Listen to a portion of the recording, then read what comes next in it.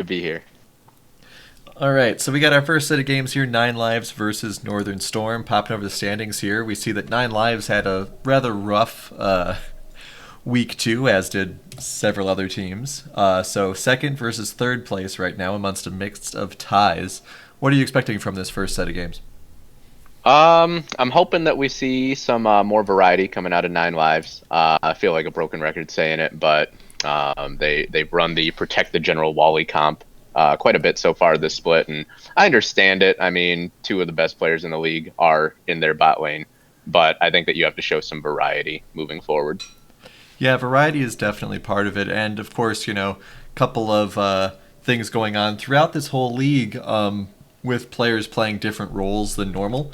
But of course, there is a lot of eyes on that bot lane because Relexis, who was such a dominant top laner, has switched up his role.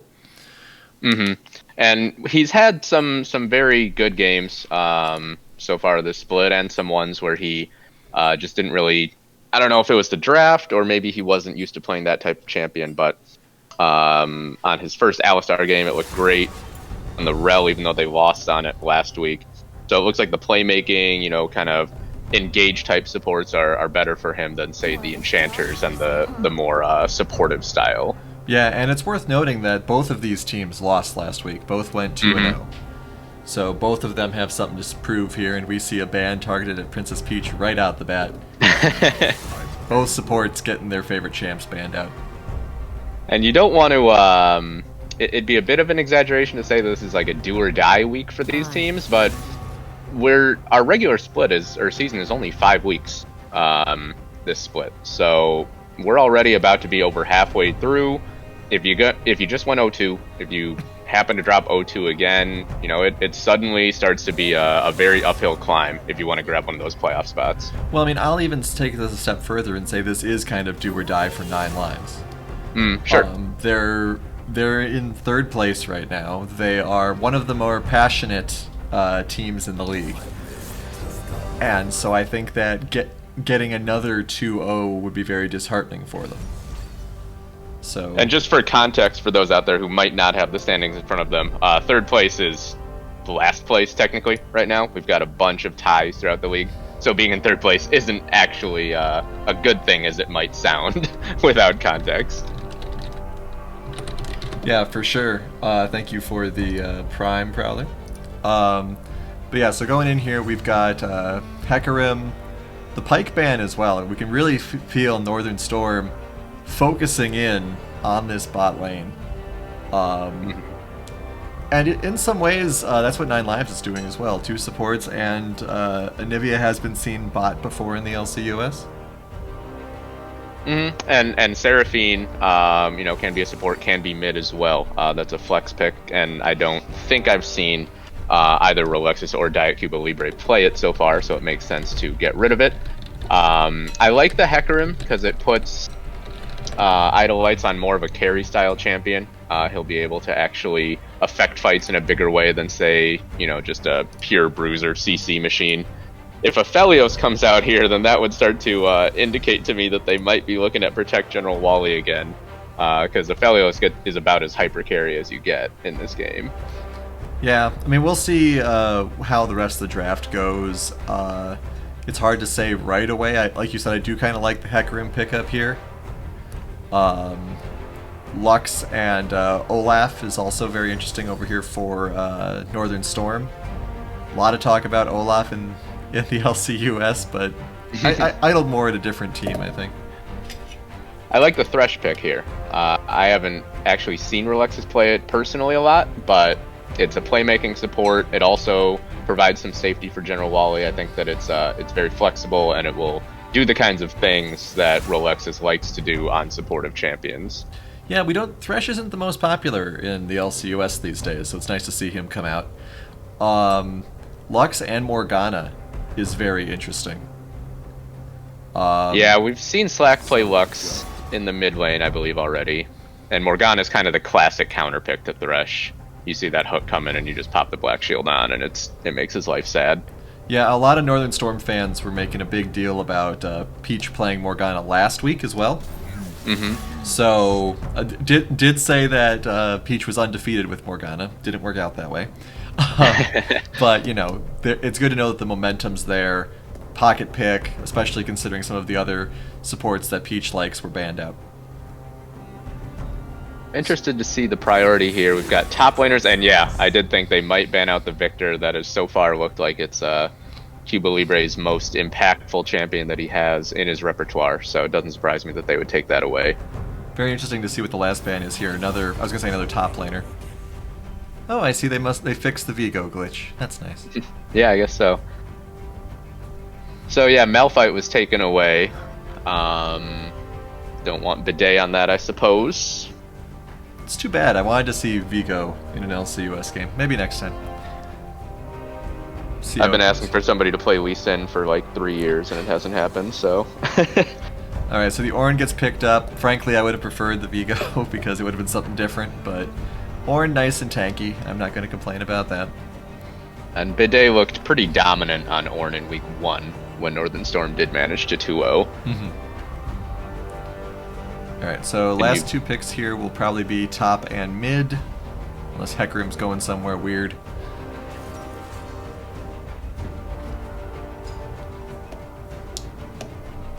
I haven't seen a Hecarim top in a long time, so that would surprise me if they were actually going to flex that somewhere else.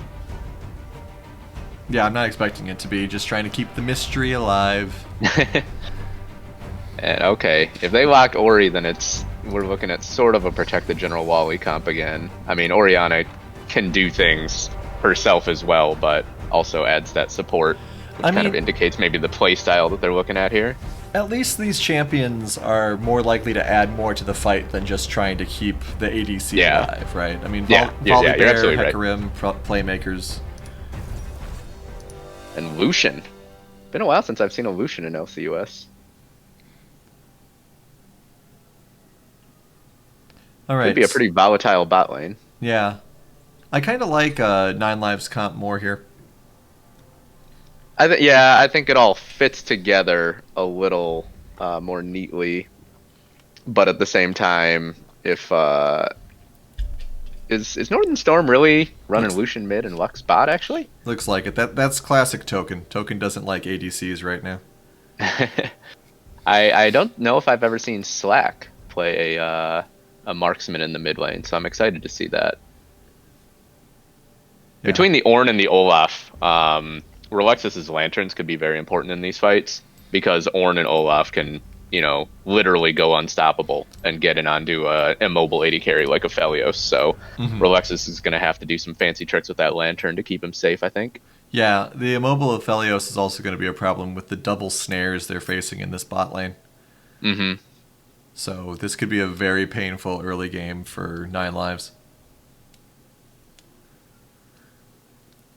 But yeah, like you said, Olaf and Ornn, very dangerous pairing. Yeah, absolutely. Even Orianna is kind of immobile.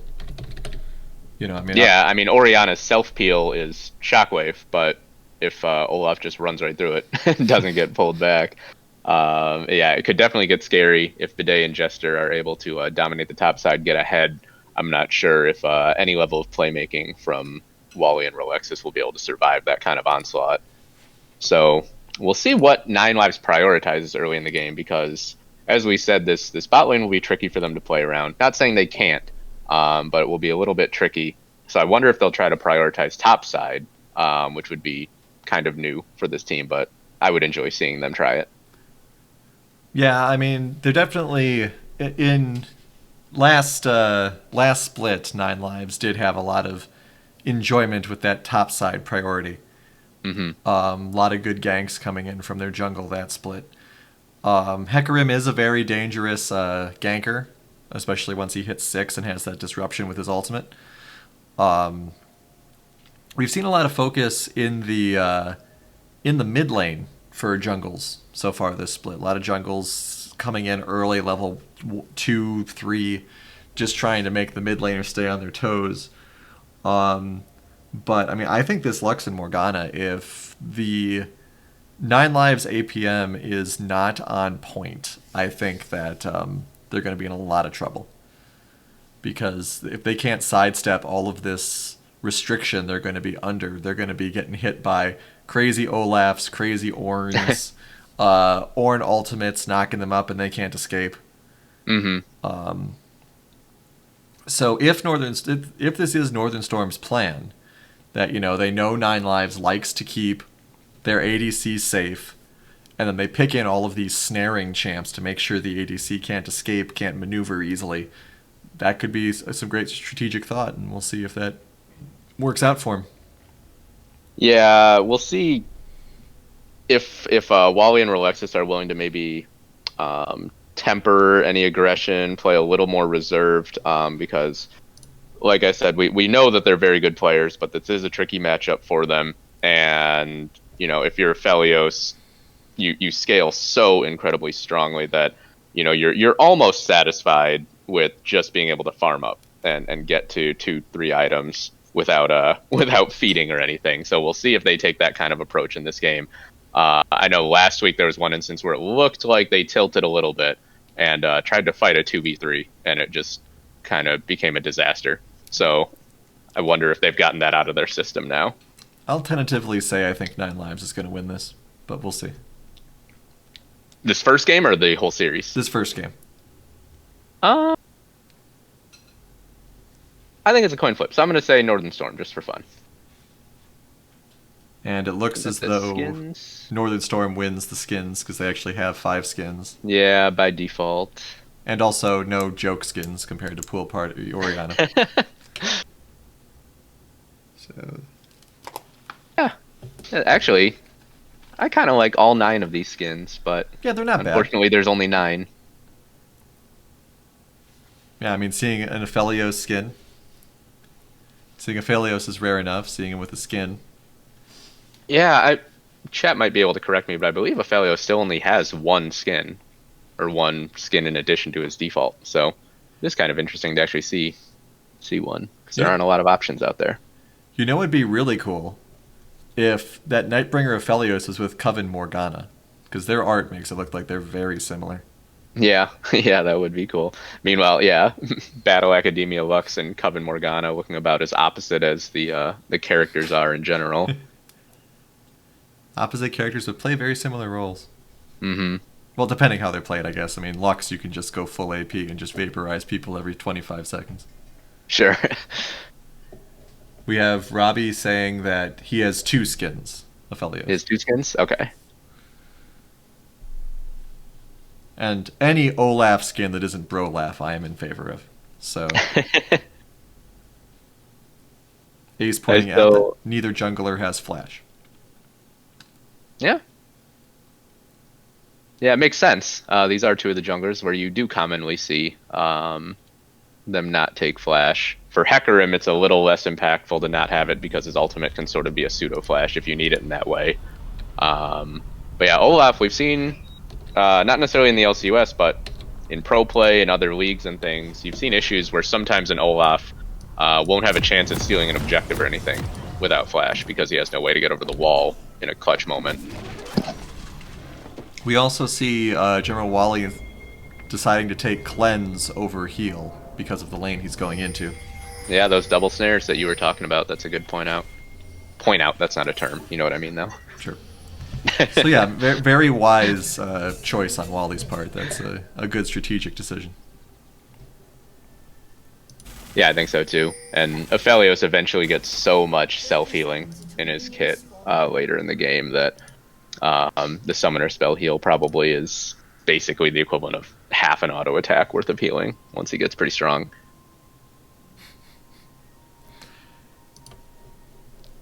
Looks like everybody's just willing to chill. Jester actually a little is he a little late? Oh no, he did the trinket swap. That's why he's just now running out of base. Yeah, so try to keep an eye on Thresh's stacks, though as we were talking about earlier, not a huge part of playing Thresh for those inspiring pro players. I like picking up souls though, I think it's nice. I mean it's kind of the theme of his character, right? So he should be. Well, sure. Jungler's going to start topside. A little bit rarer to see. Generally, both junglers are starting bot. I'm wondering if we might end up seeing a 3v3 brawl for the bot side Scuttle Crab. If both junglers end up just clearing south, they might run into each other there. Interesting strategy to hold back and let the wave push a little bit. Yeah, I think Wally and Relexus will be fine with that right now. If the wave just comes to them and they can see us pretty safely about 2/3 of the way back towards their turret, they'll probably be okay with that. That being said, if something does pop off in the bot side river, they will be at a disadvantage because they're pushed in. Top lane's been very aggressive early on here. Not in a lot of danger yet, but interesting to see level 1 fights up top. Yeah, Wraithos really pushing this hard. Lands a good amount of damage, gets that big shield, and Bidet is going to have to just chug that potion. Should be able to stay with that wave crashing in shortly. Yeah, it was very interesting. I mean, it looks as though Volibear has a little bit more on the burst side compared to the kit you expect from Bidet's play. Oh, we do have some action down in the bot lane. Token gets a lot of damage on him, but not as much as you might think. Still very early on. Yeah, interesting. That was a nice opportunity by 9 Lives. As you said, they didn't make a huge dent, but any advantage you can accrue, you're probably happy with. Looks like more, actually. Another hook comes in from Relexus. He plays back Token, but he is just going to be able to walk away with the heal and the flash. 9 Lives really asserting their aggression so far, though, in this bot lane. Had some action in the mid lane as well. Idle Light's taking a lot of damage fighting that Lucian. So that'll set off his jungle. And because of that, Jester was able to go down and get that Scuttle Crab, so taking a slight lead on Idle Lights in the jungle based off of that mid lane gank. And Jester is now coming down towards the bot side, and Relexus and Wally could be in a lot of trouble here. Yeah, there's no Snare ward. does land. Oh, it doesn't land. It hit the minions first, but I think that they still should be able to win this. Princess Peach is just going to have to run away. Actually, Wally is just killing Princess Peach on the backside. Flashes doesn't have it. Oh, wait, he does. He lands the Q at the last moment. General Wally is able to at least rescue this play a little bit. Needs one more auto on Token. Can't get it. So 2 for 1, and it's 2 kills over to Jester OG right away. So that Olaf is off and running, as we talked about. Top lane looking very scary here. Can Wraith get enough damage out? Probably not. Turret, what? Flashing for it. What are you doing, flashes Wraith? for it. Oh, my goodness. The trade of flashes up in the top lane. Trying to snipe him with the storm. I feel really bad now for Idle Lights because he got thrown back a little bit from all that damage he took in the mid lane, and now he's going up against a fed Olaf. Yeah, it's going to be a little bit scary for him. And Token and Peach both got both got assist gold off both kills in that bot lane, so even though Wally did get a kill, the gold won't be too different. Yeah, we can check out down here in this bot lane. Aphelios is actually up on Lux by 200 gold. So, still 9 lives down here in the bot lane.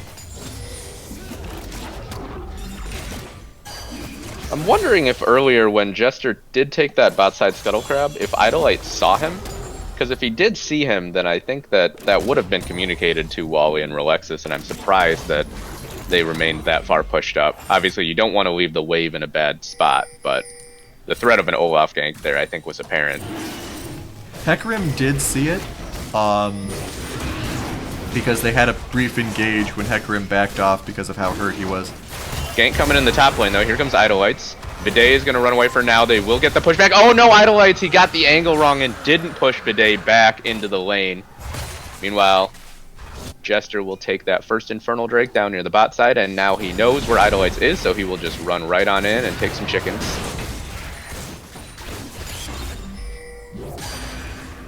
So yeah, I'm not sure if Relexus and Wally, because the Olaf took a second from when the Hecarim saw him to get into lane. So I don't know if they thought that he'd just been gone for long enough that he wasn't coming bot or what. Yeah, Perhaps he recalled or something.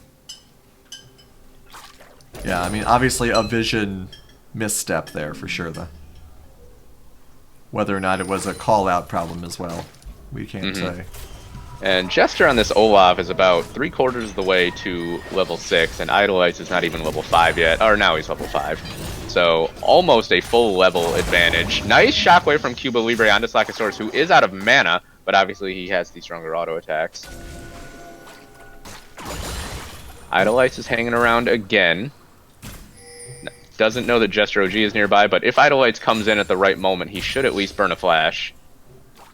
I don't think there's a ward there, so he shouldn't know that Idol's here. Here we go. I would assume this will be a flash. Oh, that was good funny. timing on the dash. Yeah, good timing on that dash. It looked like Heckram's momentum caught him anyway. He just was moved sideways out the other direction. It's kind of cute.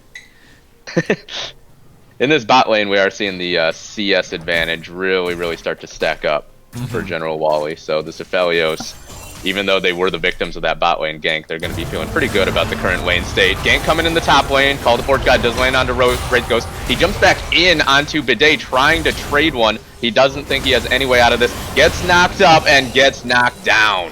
Another kill. Be an assist for Jester as he gets Bidet on the board up there. Like to welcome everyone into the bot lane brush here. Relexus and Wally have been living there for the last 2 minutes at least. Oh, we're gonna get a gank here. It's gonna be great. Oh, it's gonna be great. Oh, never mind. they're just switching brushes. They're going to the next brush. Jester OG taking advantage of his advantage up top and gonna take down this Rift Herald. So. Yeah, the jungler is really the strongest person so far in this game. General Wally does get caught by one snare, gets caught by the second snare, but now Relexus is just walking forward, just backing him up. There's a flay. Princess Peach a little bit late on the Black Shield, but should be okay. Yeah, still able to block that death sentence from pulling him back. Interesting use of the hook there. I was expecting them to try to hook Token, but maybe Relexus just figured since the push was over, just hit Peach instead. Yeah, that's a good point. I'm not sure if he had the right angle, or maybe he thought that the damage from the death sentence would actually crack the Black Shield, but it just didn't quite.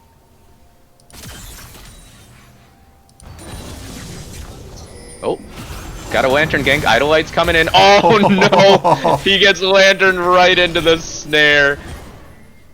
Great play by Token. Throws it out and catches twice as many fish as he was looking for.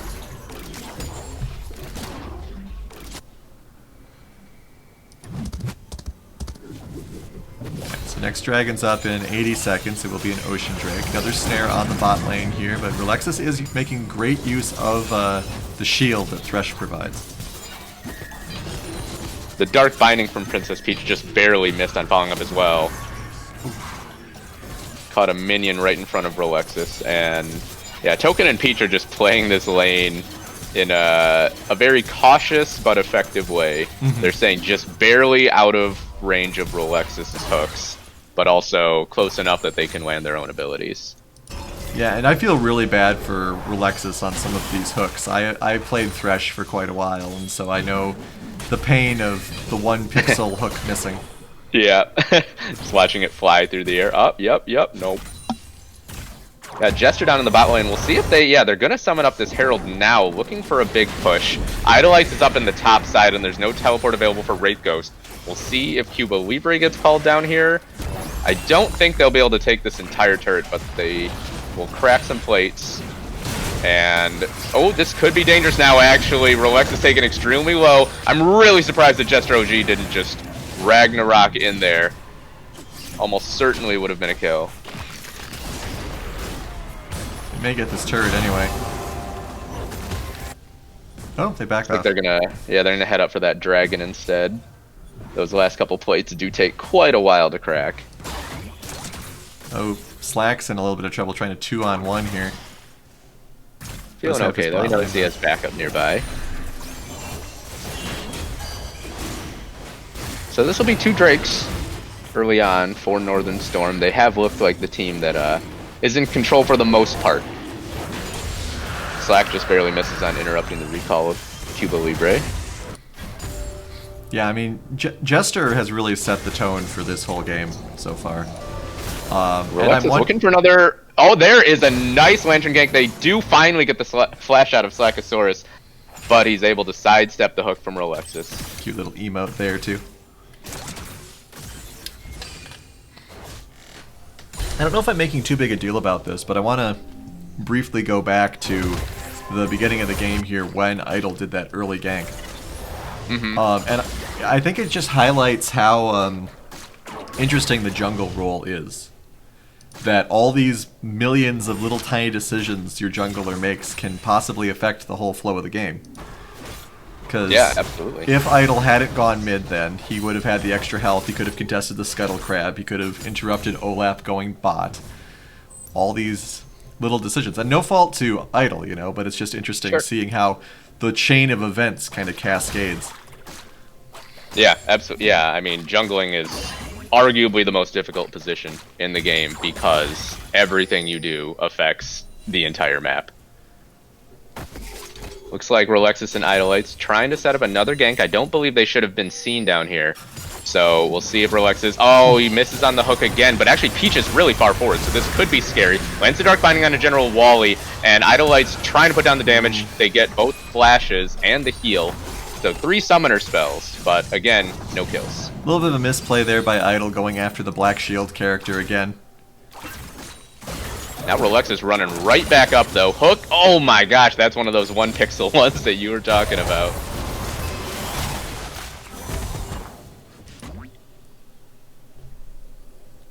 See if Idol can maybe get another one up here with Slack.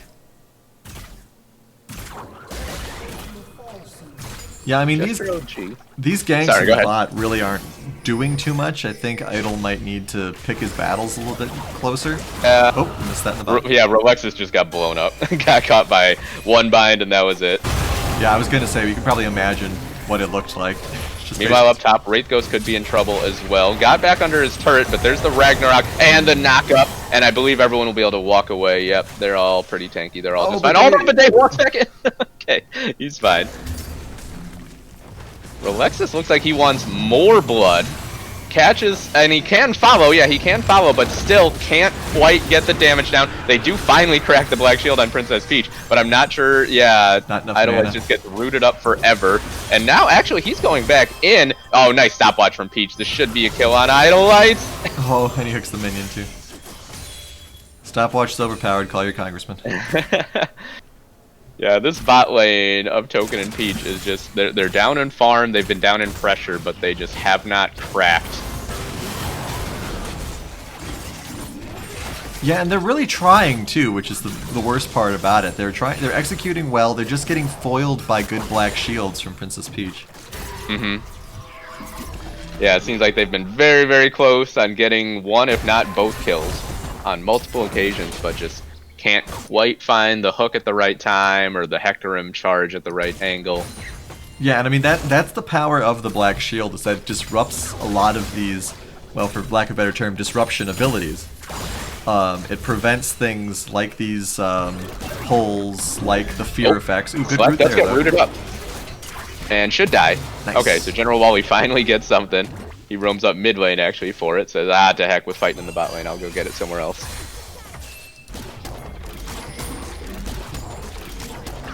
Still only down 2,000 gold, though. Let's see, what is the soul? We've got Mountain Soul coming up, so that'll be interesting. Probably more helpful for 9 lives. Rolexus is up in the top lane now, the bot lane of 9 lives. It's almost like they've said, you know, to hell with bot lane, we'll just try to go and feast somewhere else. Meanwhile, Cuba Libre, though, could be in trouble. No flash, does have Shockwave available, but doesn't use it to pull them back away from him. It wouldn't have mattered anyways because of that Ragnarok. Now Bidet has to be a little bit careful. Gets a knock up, Rolexus with the Flay. The minions are blocking any potential death sentence, though. Yeah, that hook would have been great if he had an angle for it. He may still, they're pushing it down here. Rift Herald coming out in the mid lane now, and they do crack that first turret, so Rolex is spending a lot of time up in this top lane. Meanwhile, Northern Storm is getting a lot more elsewhere. Yeah, this will be Northern Storm's third dragon, which is kind of crazy. Wraith Ghost does have teleport if 9 Lives want to try to contest this, but Rolexus isn't even back in base yet, so it looks like they are going to give this up. Yeah, Wally was also in base, so I'm sure that they all just decided we'll have to fight for the 4th one, but for now we'll chill. Whoa. Rolexus is still up in the top lane. Bidet! Oh man. Rolexus Setting up actually, a tent in that top lane. Rolexus actually flashed for that, too. He flash ulted. How often does a Thresh do that? You land that slow, it sets up everything else to basically be a guaranteed hit. Yeah, so much being expended for that 1 kill, and I think they will they better have a chance to get this turret. But Wally's going to lose turret down in the bot lane to Slackosaurus. Rolexus, go back. What are you doing? Throw out 1 more lantern. I'm getting some weird vibes from how 9 Lives is like, I don't want to say coordinating, but maybe executing. We have Slack engaging here in the mid lane. Might be able to pick up Libre actually. Ooh, laser just barely misses, but good relentless pursuit. No, culling. Relentless pursuit's the other one. Because like we've had these instances where they're just, you know, multiple members of the team just sitting in brushes waiting. Which could be used for going back, could be used for farming in lanes. And I understand you're trying to execute for ganks, but those little moments where you're not doing anything add up. Yeah, honestly, right now it kind of looks like 9 Lives are just trying to do the whole all the eggs in General Wally's basket thing again. You know, some of the champion picks are a little more dynamic across the board, but just in terms of how they've been prioritizing ganks and how they've been playing, it still just looks like they're making it all about the bot lane. And a very painful 3-level difference in the jungle as well. Oh wow, absolutely, yeah. I do want to shout out, I think that Wraith Ghost has done a pretty good job in the top lane, holding his own. We've seen Bidet play very, very well so far this split, and we know that his Ornn especially has been potent this split, so good job by Wraith Ghost to not only hold up in that matchup, but actually win it. Yeah, I mean, he was being very very aggressive early as well. So, I mean, he was setting the tempo, and it worked out rather well for him, give or take the gank or two that he had to suffer. Pings coming out from both teams on the next Drake timer, so hopefully everyone will be ready for that. We'll get to see a big old fight. Wraith Ghost jumping right in onto Slag. That's so much damage. Princess Peach, can she land the binding? No. Nice juke from Wraith Ghost. Soul Shackles will lock him up, but yeah, I don't think there's enough damage there to kill him under turret. But at what cost? Oh, Hook does land, but that's an Olaf, and he'll just run right at General Wally now. There's a lantern, final spark. Oh, Wally just couldn't quite click the lantern when he needed to. Good Able flash. to flash, and the box got Jester OG just as the Ragnarok expired. Now they're looking to turn around. Actually, there's action all over the map up in the top lane. Wraith Ghost could drop. He's very, very low. Slack flashes forward, and he gets the kill. Wally is still just barely alive. Idolite's trying to do all the damage. Wally over the wall. He does land the Q, but he just can't get the autos, and he's too low. Now Bidet and Cuba Libre having a duel in the bot lane. Bidet does get the knockup on the Call of the Forge God. Cuba Libre could be in trouble if he walks near a wall. There he does. He does get knocked up, but not quite enough damage from this Ornn. Oh, Shockwave actually pulls him back, and that's going to be a kill for Cuba Libre. Nice job from him.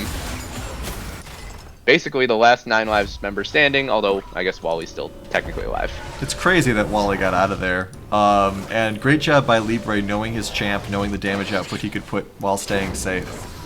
I was actually thinking, before Idol went into that madness that happened in the mid lane, I was thinking that Hecarim coming top would have actually worked out very well for 9 Lives. Because Wraith Ghost was still relatively tanky at that point before he got shredded down. And a Hecarim jumping on on a Lucian and a Morgana would have caused all sorts of chaos. Yeah, 2 squishy players up there. They did turret dive it. Yeah, it could have gotten pretty ugly, certainly. And I believe that Wally and Rolexus were actually out. They could have just walked away. Rolexus wanted to turn. He did land the hook, and they almost turned it around in that skirmish. It would have been big. They would have gotten that big shutdown onto Jester OG. Getting that gold over to Wally would have been massive, but just didn't quite work out. Yeah, I'm And not. now Jester's running at Wally again. I don't think they have an answer to Jester, honestly. We just saw a 3-on-2 with, you know, arguably the damage dealers of the team. And they couldn't kill Jester with Lux helping out. Yeah, it'll be tough. Wally took a little bit more damage than I think he would have liked to. Well, that Mountain Drake actually just spawned, so let's put that thought on hold because this is a very, very crucial moment in this game. Mountain Drake has been started up, and they're going to have to go through this small choke point, which is so scary. Nice shockwave from Cuba Libre, actually. That's a lot of damage. And in goes Idolites. He's pretty squishy. I don't think he's going to be able to hold up very long, but Ornn also drops. Culling scrapes across Rolexis and Wraith Ghost, and they have to back away. Wally and Libre are still healthy enough that they can still fight this, though, but there's no smite, which means they have to fight. They can't let them get this low, or Jester will just take it away, and even a lost fight is probably worth it. Another binding comes out from Token. Slackosaurus dashes forward. He's gonna kill Wraith Ghost, and that is probably it, unless Wally can get a miracle steal, a la the semifinals. Last split, doesn't get it, and he should drop as well now. Final spark. Cuba Libre is also taken really low. Red buff applied. Slackosaurus doesn't quite have the either the mana or the cooldown to dash over that wall, but I believe no, wanted it. But Mountain Soul, really, really well managed fight there by Northern Storm. And the madness of fighting against a Lux was kind of highlighted in that fight a little bit. Opened the fight with a missed laser, ended the fight with a massive hit laser. 31 that's seconds. A really good point. You have a fight that lasts more than 25 seconds, you're getting lasered twice. Ridiculous. Yeah, one of the signature elements of that champion, indeed, being able to fire those lasers off fast and frequently. We'll see if Idolites looks for a steal here. Does have a blast cone to hop over that first wall. Doesn't have his ultimate, though. They are teleporting in Wraith Ghost, so... Oh, actually, it's a double teleport. Cuba Libre's in there as well. This is a chaotic fight. Wally and Slackosaurus dueling on the side. Slackosaurus wins it. Huge level advantage. Nothing that Wally could have done in that situation. Bidet is just holding up against 3 members in the backline. Wraith Ghost trying to rescue something. Can't even get it done. Token's the only casualty for Northern Storm. Can they go back to this Baron? I'm not sure if they have the health. And Jester OG is Olaf. He'll be fine. And so that's going to be Baron for Northern Storm in complete control of Game 1 now. Yeah, I think this is close to over. Just how fed. Let's look at the gold here. 4,000 gold advantage on this Olaf over his jungler, over his opposing jungler, and 2,000 over the next highest. And it was interesting. I'm not sure how it happened, but the positioning of that fight as it kicked off was a little awkward for 9 Lives because General Wally was completely separate from the rest of his team. There was maybe 3 or 4 members of 9 Lives on one side, and then a big clump of Northern Storm members, and then Wally was all the way over towards the mid lane, just trying to 1v1 a mid laner who had 3 levels on him. That's not going to end well. Yeah, I mean, there's a lot of things that aren't ending well. I did like how they kind of zeroed in on Token right away, though. Managed to get him off the board. And it was still a relatively close fight. I mean, Bidet ended at extremely low health. I believe Peach was also extremely low health. So a couple things go differently. Maybe 9 Lives gets a pretty even fight there, but ifs and buts don't count. I mean, speaking of ending differently, I think the strategy they'd have to employ here if they were going to try to turn this around is, like right here, we see with Olaf chasing Volibear, if they have some way to like maybe grab Peach or Token while Olaf is away, that could be the edge they need. And there is no flash on this Lux. At this point, though, you also really, really have to be afraid of Slackosaurus' Lucian. 5, 1, and 3. Does have flash available as well. This Lucian is in position to carry fights. Yeah, this is one of those situations where you have the big, scary frontman threat of this Olaf, and then the ADC suddenly gets you.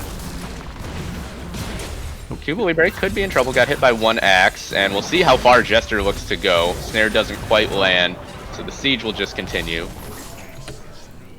Skill shots being thrown out, nobody catching anything yet. Mid lane is also getting pushed in, so Slack's heading over there.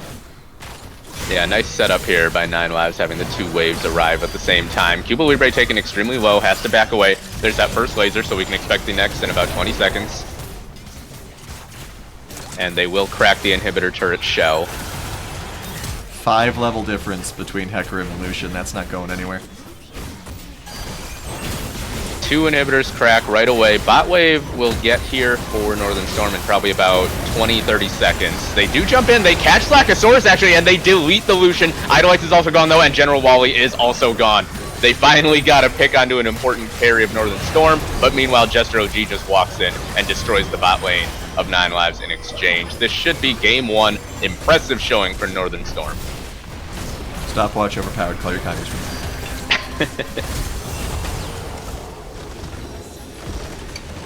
All right.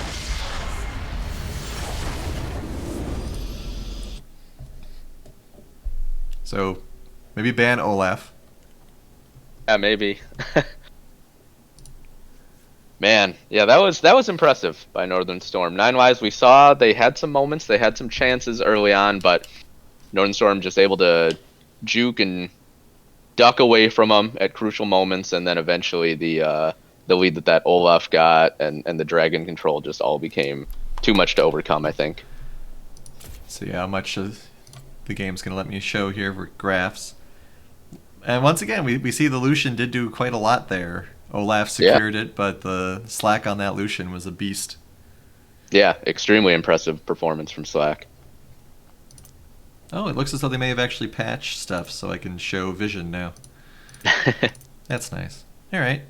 Good vision score for both bot lane, 50-51. Considering they didn't have much vision in the bot lane early, that's still impressive.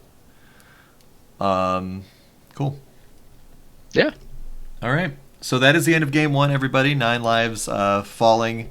Storm having a very solid game 1 here on the backs of Jester and Slackosaurus Rex.